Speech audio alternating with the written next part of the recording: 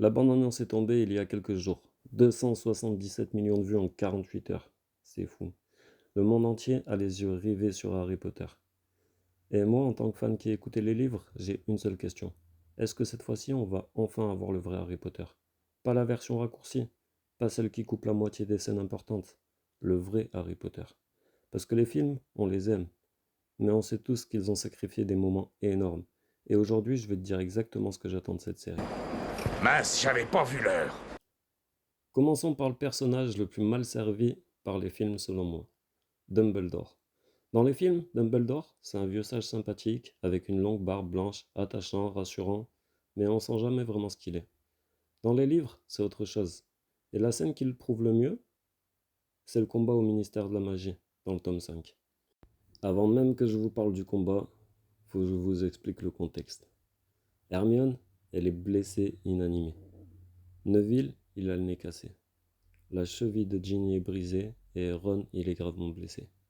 Harry et Neville essaient d'escalader les gradins malgré tout. Neville, il avait reçu un sort qui lui fait bouger les jambes, mais d'une façon incontrôlable. Il tient quand même la prophétie tant bien que mal. Mais à un moment, la prophétie chute et se brise. Tout va au plus mal. L'ordre du Phénix combat de partout, mais en difficulté. Lupin, Tonks, Kingsley, Maugrey Folloy, ils tiennent, mais c'est serré. Et c'est Neville, blessé, les jambes incontrôlables, le nez cassé, qui aperçoit tout d'un coup Dumbledore. Et Dumbledore arrive furieux. Un mange-mort voit Dumbledore arriver et tente de fuir. Juste en le voyant, avant même qu'il lance un sort. Sa présence seule suffit à faire craquer des sorciers qui combattaient l'ordre depuis plusieurs minutes. Et là où l'ordre du Phénix entier avait eu du mal, Dumbledore les rassemble, pour la plupart au milieu de la salle, tenu par une sorte de corde invisible en quelques secondes. Ce que l'ordre du Phénix n'avait pas réussi à faire en plusieurs minutes de combat, Dumbledore le règle instantanément. Bellatrix, elle réussit à s'échapper malgré tout. Et ensuite, on va sauter quelques étapes. On arrive au fameux combat Dumbledore contre Voldemort. Harry, il n'était pas tranquille au niveau de Dumbledore. Dans sa tête, il se disait, il va affronter Voldemort comme s'il allait boire une tasse de thé. Il était d'un calme plat. Le combat en lui-même, d'une précision et d'une intelligence qu'on ne voit nulle part ailleurs dans la saga. Il anime les statues, et chacune des statues avait son rôle. Il y en a une qui bloque Bellatrix, deux autres statues qui vont vers la cheminée et qui vont avertir le ministère, une autre statue qui part à la poursuite de Voldemort. C'était incroyable. C'est pas de la magie, c'est spectaculaire. C'est de la stratégie pure exécutée en temps réel sous pression. Voldemort fait apparaître un immense serpent de feu. Dumbledore le détruit d'un coup et redirige les flammes vers Voldemort. Il fait s'élever l'eau des fontaines, là ça se passe un peu comme dans les films, et enferme Voldemort dans une sphère d'eau. Ce qui est extraordinaire, c'est pas la puissance brute, c'est la maîtrise. Dumbledore ne cherche même pas à tuer Voldemort. Il cherche à le contenir, à le neutraliser. Et le pire, c'est qu'il fait plusieurs choses en même temps. Il neutralise Bellatrix, il combat Voldemort. En même temps, il protège Harry. C'est fou, c'est complètement dingue. Et Voldemort, lui qui est arrogant avec tout le monde, qui méprise ses propres mange-morts, face à Dumbledore, il ne se vante pas. J.K. Rowling a appelé ce chapitre le seul qu'il n'ait jamais craint. Ça veut tout dire. Voldemort craignait Dumbledore, et il l'a toujours craint. On va passer maintenant au deuxième personnage, le personnage le plus grand, le plus gros, le demi-géant, le plus fidèle, Hagrid. Dans le tome 5, quand les horreurs d'ombrage viennent l'arrêter, 6 sorciers entraînés contre lui, il résiste seul, sans même être blessé. 6 aurores. Le film effleure à peine ce moment-là. Alors qu'on voit les trucs de stupéfiction à partir de la tour d'astronomie. Et Hagrid, on lui balance des stupéfictions de tous les côtés. Ça l'énerve, il arrive à combattre, mais il ne tombe pas. Il arrive à s'enfuir. Là où le professeur McGonagall était tombé, elle a même été amenée à Sainte-Mangouste, Hagrid, lui, réussit à s'enfuir. C'est fou, et ça, on n'en parle pas. Le fait que ce soit un demi-géant, comment Harry et Hermione apprennent que c'est un demi-géant, c'est juste effleuré dans les films. Alors que dans les livres, c'est beaucoup plus exploité. On parle pas non plus de sa mission chez les géants avec Madame Maxime. Une aventure à part entière. On voit Hagrid face à des créatures qui font 2 fois sa taille. Et lui qui est déjà immense pour un humain, il tient tête. C'est aussi, on va dire, une histoire dans l'histoire. C'est hallucinant. Et ça, c'est dommage que on n'en parle pas dans les films. Donc c'est vrai que dans la série, si ça pouvait être plus exploité, ça serait bien.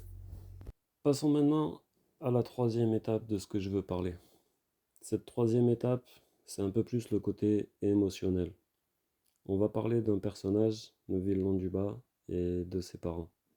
Dans le tome 5, Harry et les Weasley se rendent à l'hôpital Sainte-Mangouste pour voir Arthur Weasley qui avait été blessé. Et là, ils tombent par hasard sur Neville qui rend visite à ses parents. Ses parents que Bellatrix Lestrange avait torturés, jusqu'à la folie. Des aurores, des membres de l'ordre du Phénix, qui ne reconnaissent même plus leur propre fils. Ils vivent là depuis des années, mais ils ne sont plus que l'ombre d'eux-mêmes. Et la mère de Neville s'approche de lui tend un emballage de bonbons. Sa grand-mère lui dit de le jeter, mais il le garde quand même. Elle ne sait même pas qui il est, mais elle lui donne quelque chose. Et Neville prend cet emballage froissé et le met dans sa poche. C'est cette scène qui change tout à la compréhension de Neville. Toutes ses maladresses, toute sa timidité, sa peur. Et derrière tout ça, un garçon qui rend visite à ses parents, qui ne le reconnaissent même pas. Et qui garde un emballage de bonbons comme seul lien avec sa mère. C'est assez triste. Comme je vous dis, c'est le moment un peu plus émotionnel. Et dans le livre, quand il voit ses amis, Neville les regarde et leur dit clairement. Il les menaça. Il dit, quiconque se moque de mes parents, il aura affaire à moi. Voilà pour cette partie 3, je tenais quand même à l'inclure. Bon, alors maintenant on va passer à la partie 4, les détails qui donnent de la profondeur. On va continuer sur le tome 5, parce que je trouve que déjà sur le tome 5, c'est là où il y a le plus de différence entre les livres et le film. Déjà rien qu'au niveau du ministère, dans le film, on condense tout en une seule course-poursuite. On perd complètement l'aspect labyrinthe de cet endroit. Dans le livre, nos héros, ils traversent plusieurs salles, une par une. Il y a la salle du temps avec les retourneurs, il y a la salle des cerveaux où Ron se fait attaquer par des cerveaux qui pensent, il y a la salle des planètes, chaque salle est un mystère et une menace différente. Après, il y a le premier chapitre du tome 6. Donc il y a le ministre de la magie qui rend visite au premier ministre Moldu. C'est là où on se rend compte que les choses commencent à devenir graves, parce que rien que le ministre de la magie dit que s'il se déplace, c'est là où vraiment ça commence à chauffer, parce que ça peut avoir un impact sur le monde des moldus. Donc c'est là où on voit déjà un contraste qui commence à bien s'afficher. Dans le tome 7, il y a l'histoire du polynectar de Harry quand il y a le mariage de Bill et Fleur. Dans le film, Harry il va en mode Harry, tandis que dans le livre, Harry prend du polynectar et se fait passer pour le cousin de Ron, où il en apprend beaucoup plus sur Grindelwald, sur Dumbledore, sur pas mal de choses. Après, il y a l'enterrement de Dumbledore. Alors ça a été vraiment, même dans les films, c'est dommage qu'il ne l'ait pas mis. Autant il y a des choses que je comprends qu'ils n'aient pas mis, mais l'enterrement de Dumbledore, ça a été quelque chose de vraiment dingue dans le livre. Il y a vraiment toute la communauté magique, du monde magique qui se réunit. Même des personnes qu'on ne veut pas voir comme Ombrage ou autre. Il y a les sirènes qui arrivent, il y a les centaures, il y a vraiment tout le monde magique. Donc grand moment. Pareil, dans le tome 7, il y a un moment où Harry retrouve une lettre de sa mère Lily qui mentionne qu'il adorait déjà voler sur un petit balai que Sirius lui avait offert.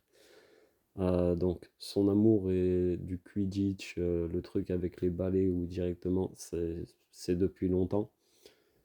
Heu, il y a tout plein de trucs en vrai, hein. Attendez parce que j'ai pris quelques notes. Tout ce qu'on apprend sur Dumbledore dans le tome 7, sa jeunesse, sa relation avec Grindelwald, sa sœur Ariana, sa famille brisée, le film traite vraiment en surface. Le livre te fait comprendre que Dumbledore, avant d'être le grand sage, c'était quelqu'un, un personnage qui cherchait, qui était à la recherche du pouvoir et que ça l'a bouffé un peu de l'intérieur.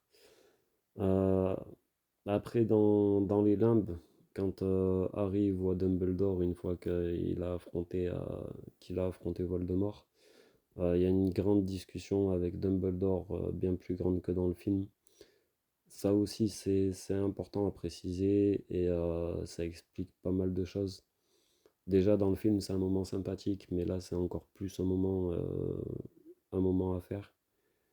Donc voilà. Et là, maintenant, je passe à la dernière partie. La série peut-elle vraiment faire mieux? Il y a un débat en ce moment. Les gens ils disent que la série va être pareille que les films. Et c'est là où je suis pas d'accord. Oui, dans les grandes lignes, ça sera pareil. Harry arrive à Poudlard, combat Voldemort, les Horcruxes. On peut pas réécrire Harry Potter, il y a une fanbase immense, il y a des livres cultes qu'on touche pas. Mais 8 épisodes pour couvrir ce qu'un film de 2h30 survolé, c'est une révolution pour les fans des livres. C'est la différence entre voir le résumé et lire le livre en entier.